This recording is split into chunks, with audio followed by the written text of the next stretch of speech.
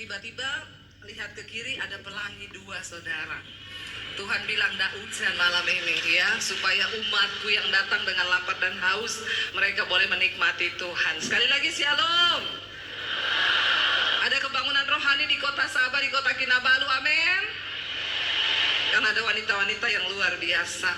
Puji Tuhan, hari ini tema kita malam ini adalah bekerja untuk menghasilkan buah. Tentunya Tuhan mau kita ini, saudara, ada buah yang kita hasilkan dalam hidup kita. Kita datang ke sini bukan mencari manusia, tapi kita mencari Tuhan. Dan perjumpaan dengan Tuhan itulah yang akan mengubahkan hidup kita. Ketika kita dipanggil, kita disuruh oleh Tuhan untuk menghasilkan buah, ya. Tapi buah yang seperti apa, Bapak Ibu? Yang pertama tentunya kita harus berbuah dulu dalam karakter. Karena tema dari firman Tuhan inilah keadaan manusia di akhir zaman. Kayaknya tidak plong kalau kita nggak baca dulu 2 Timotius pasal 3 ayat 1 sampai ayat yang kelima. Di sana memang judulnya adalah keadaan manusia di akhir zaman. 2 Timotius pasal yang ketiga ayat yang pertama sampai ayat yang kelima kita baca dulu. Supaya kita tahu manusia di akhir zaman itu seperti apa. Bapak Ibu percaya nggak kalau ini sudah akhir zaman? Kita mendengar berita-berita perang loh. Sekarang memanas lagi Israel dan Iran. Tadi saya lihat-lihat berita katanya, ya kita berdoa saudara ya supaya rancangan untuk perang dunia ketiga itu belum terjadi lah ya, supaya Tuhan kasih kesempatan dulu banyak orang bertobat. Ya, berita-berita tentang perang ngeri. Kalau kita membaca berita hari-hari ini semua sudah tergenapi. Tetapi kita akan lihat apa kata firman Tuhan. Baca bersama. Ketahuilah bahwa pada hari-hari yang akan datang masa yang sukar. Sekarang sudah sukar belum? Di Indonesia banyak sekali perusahaan besar tutup. Ratusan ribu orang di PHK dan tidak punya pekerjaan. Ya, semua pabrik raksasa, perusahaan raksasa mulai tutup satu persatu. Ya, dan ratusan ribu orang kehilangan pekerjaan. Kalau orang tidak ada pekerjaan, tetapi dia harus bertahan hidup, tidak ada uang, maka tingkat kejahatan akan naik. Ketika tingkat kejahatan naik, maka akan terjadi, saudara, ya pembunuhan, bahkan segala macam keadaan di akhir zaman ya akan terjadi. Dan memang Alkitab sudah menulis itu. Dikatakan akan datang masa yang sukar. Lalu yang berikutnya, manusia akan mencintai dirinya sendiri dan menjadi hamba uang. Ini akan datang, memang sudah terjadi. Orang mencintai diri sendiri menjadi hamba uang, karena memang uang dicari di akhir zaman. Mereka akan membual, menyombongkan diri, mereka akan menjadi pemfitnah, mereka akan berontak terhadap orang tua, dan tidak tahu berterima kasih, tidak mempedulikan agama. Kemarin saya baca berita, di Indonesia sekarang jumlah orang yang tidak menikah itu bertambah. Pernikahan berkurang, tetapi orang hidup bersama banyak tanpa hubungan pernikahan.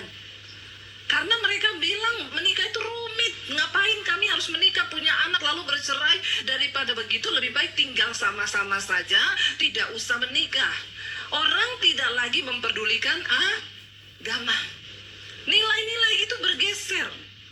Ya, firman Tuhan mulai digeser karena budaya, karena kesukaran, karena memang keadaan. Orang bilang daripada kita bercerai karena tidak cocok, lebih baik tinggal bersama saja tanpa ada pernikahan, hidup dalam persinahan dan kena jisan. Padahal itu Alkitab melarang, tapi terjadi. Ya, sekarang saya lihat saudara, di Jepang sekarang diciptakan robot-robot wanita, robot perempuan. Robot-robot itu bisa dinikahi. Ya, benar, robot itu bisa memenuhi kebutuhan seks para lelaki. Saya baca ada sebuah kisah pria, dia sudah 3 kali menikah dengan wanita dan dia bercerai. Terakhir dia nikah sama robot. Ditanya, kenapa kamu memilih menikah sama robot? Robot ini enak, tidak cerewet, ya, tidak suka membantah. Ya, istri saya dulu cerewet, tukang bantah, tukang minta duit. Nih robot tidak. Semua kebutuhan saya bisa tercukupi. Dalam hati saya belum saja dia tahu, lagi berhubungan tiba-tiba robotnya error, kesetrum dia mati. Ya, tapi dari sini kita lihat memang banyak orang sakit jiwa. Akhir zaman, semua nilai-nilai firman Tuhan bergeser. Orang mau cari yang enak, mau cari yang simpel. Katanya nggak mau menikah sama perempuan, perempuan tuh cerewet. Tapi ibu-ibu yang di sini sudah tidak. Amin. Pulang sudah mengalami perubahan. Amin. Amin. Tepuk tangan dong buat wanita-wanita yang di sini. Ya, jangan amin-amin di sini pulang tidak berubah. Malu sama setan. Karena setan jadi saksi loh ya. Yang pertama saksi kita Tuhan, yang kedua setan loh. Bikin perubahan dalam hidup kita. Nanti suami-suaminya tanya, kapan lagi tuh ada konferensi wanita? Istriku pulang langsung berubah. Jadi penyabar, penyayang, nggak malas lagi, rajin, nggak pernah minta duit, amin. Loh, malah menertawakan diri sendiri loh. Malu sama setan, ya. Tidak tahu berterima kasih. Sekarang banyak nggak orang nggak tahu terima kasih? Banyak, ya. Kalau utang nggak bayar. Tapi di sini nggak ada. Amin, ya. Nggak ada yang utang nggak bayar, ya. Tidak tahu berterima kasih, pemfitnah, berontak terhadap orang tua. Tadi siang ada ibu yang bertanya, saya ini tiap hari marah-marah sama anak saya. Ya, nggak usah marah-marah. Lebih baik nyatakan isi hatimu dengan berhikmat, bijaksana daripada marah-marah nanti sakit jiwa. Yang berikutnya dikatakan di sana, saudara, keadaan manusia di akhir zaman tidak tahu mengasihi, tidak mau berdamai, suka, tidak dapat mengekang diri, garang, tidak suka yang baik. Ya, siapa yang suka menjelekan orang? Nggak ada di sini ya. Nggak ada yang ngaku. Ya, suka menjelekan orang, bergosip. Kalau orang Jakarta bilang, gosip itu apa? Semakin digosok semakin sip. Ya, jangan. Kita berdoa supaya kita nggak jadi orang yang suka menjelekan orang, tidak dapat mengekang diri, ya garang, nggak bisa diatur. Ya pokoknya mau menangnya sendiri. Suaminya bilang, Pak hari ini saya mau ke mall, nggak boleh. Nggak, pokoknya apa yang saya mau itu harus terjadi. Ibu-ibu di sini tidak seperti itu. Ya, itu yang di luar sana, bukan yang di tenda maksudnya, yang di sana. Ya. Lalu yang berikutnya dikatakan apa, saudara? Suka mengkhianat, tidak berpikir panjang, berlagak tahu, lebih menuruti hawa nafsu daripada perintah Allah. Berlagak tahu. Orang Indonesia bilang sok tahu. Sama Tuhan beda tipis. Tuhan maha tahu, dia sok. Nah itu ya, jangan saudara. Hawa nafsu, lebih menuruti hawa nafsunya. Ya, orang itu harus mengekang diri. Tadi siang kita sudah belajar bagaimana kita ini dilepaskan ya dari semua belenggu-belenggu iblis. Lebih menuruti hawa nafsu daripada menuruti Allah. Yang berikutnya dikatakan di sana, ya, ayat yang berikutnya.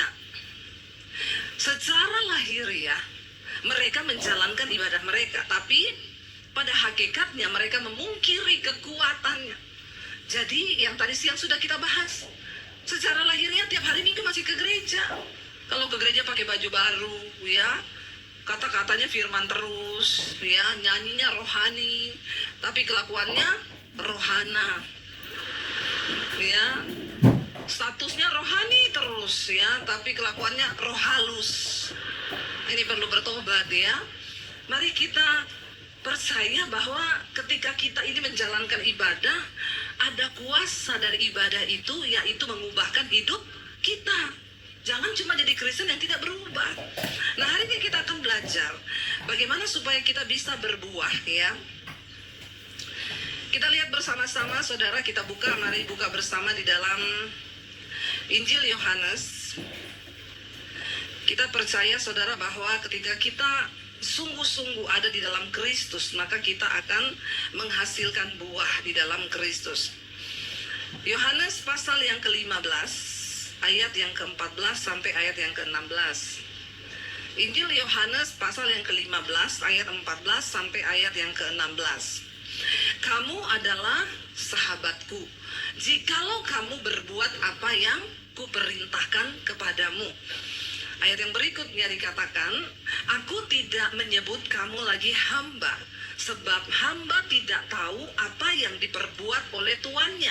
Tetapi aku menyebut kamu sahabat, karena aku telah memberitahukan kepada kamu segala sesuatu yang telah kudengar dari Bapakku, kata Tuhan Yesus. Ayat yang berikutnya di sana dikatakan, saudara, ya, bukan kamu yang memilih aku, tetapi akulah yang memilih kamu. Dan aku telah menetapkan kamu supaya kamu apa? Pergi dan menghasilkan buah, dan buahmu itu tetap, supaya apa yang kamu minta kepada Bapa dalam namaku diberikannya kepadamu.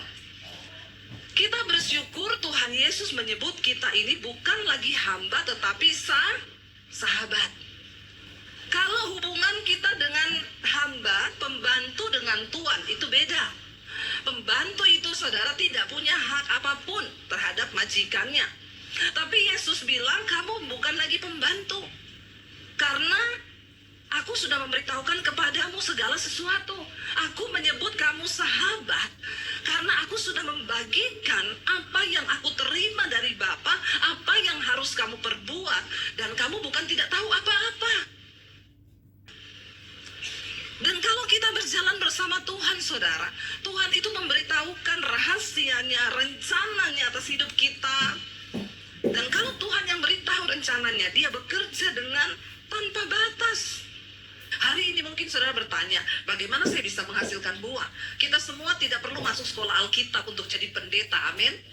Jangan nanti semua ibu-ibu, kalau gitu saya menjadi masuk sekolah Alkitab Bu untuk menjadi pendeta. Jangan, enggak usah, nanti saya banyak saingan. Enggak ya. Dimanapun Bapak Ibu berada hari ini, itu adalah ladang pelayananmu.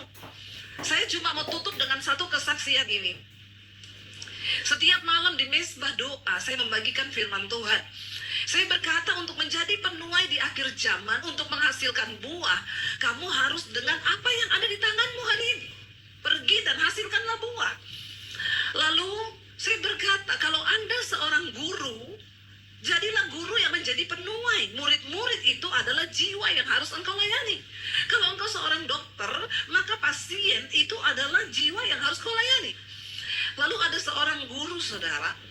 Dia punya anak murid di sekolah itu. Anak ini nakal sekali.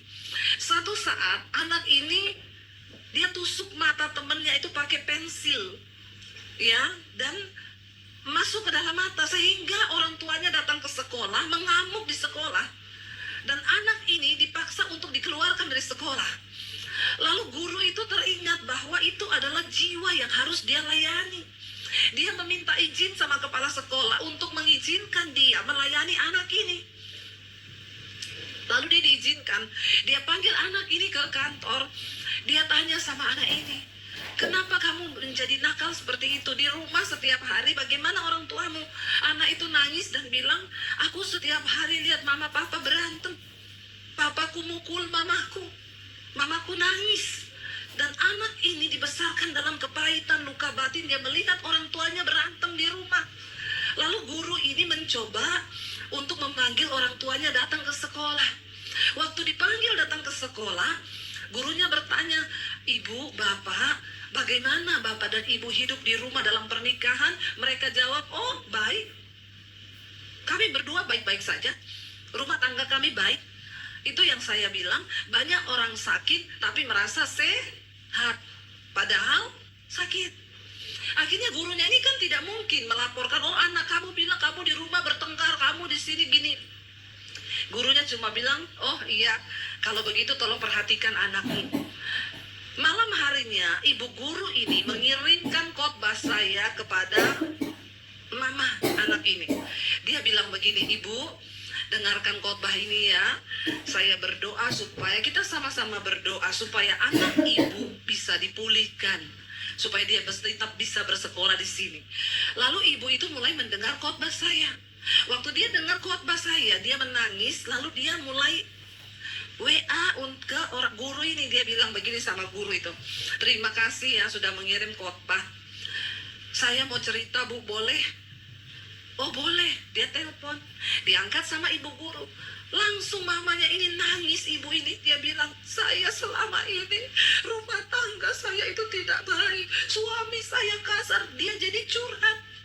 Bayangkan di luar sana ada begitu banyak ibu-ibu yang hidup dengan hati yang terluka. Tidak ada tempat. Tapi ketika ibu guru ini menyadari bahwa dia harus menghasilkan buah, dia mulai bagikan firman Tuhan.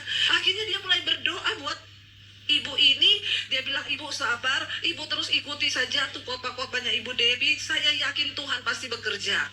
Bapak ibu percaya nggak? Hari ini keluarga itu dipulihkan Tuhan.